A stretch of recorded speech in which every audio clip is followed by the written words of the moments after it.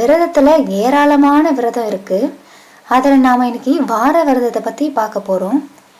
பொதுவாக வாரத்தின் 7 நாட்களில் எந்த கிரகத்துக்குரிய கிழமையில் விரதம் இருக்க வேண்டும் என்பதை அறிந்து விரதம் இருக்கணும்.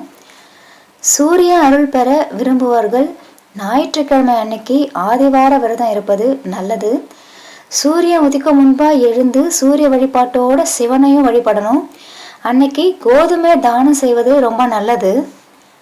ரெண்டாவதா, சந்திர பலம் வேண்டுபவர்கள் சந்திர பகவானின் அருளை பெற திங்கட்கிழமை அன்னைக்கு விரதம் இருப்பது ரொம்ப நல்லது.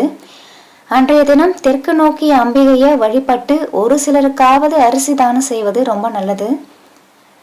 செவ்வாய்க்கிழமை அங்காரகன் அருளை பெற விரும்புவங்க ஜாதகத்துல செவ்வாய் பலம் குறைந்தவர்கள் செவ்வாய்க்கிழமை அன்னைக்கு விரதம் இருந்து முருகனை வழிபட்டு துவரைய தானம் செய்வது ரொம்ப நல்லது.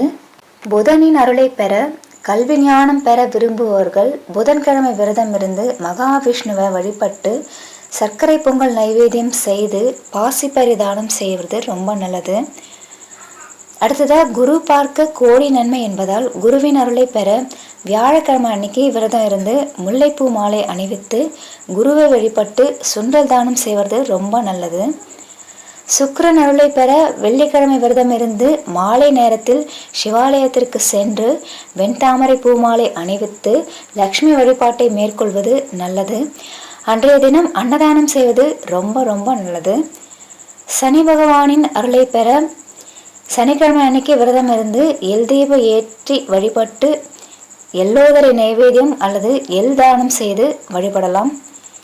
விரதங்கள் மூலம் வாழ்வை மட்டுமல்ல உடலையும் நலமாக்கி கொள்ள இயலும். நம்பிக்கையோடு விரதம் கடைபிடித்தால் நல்ல பலன் கிடைக்கும்.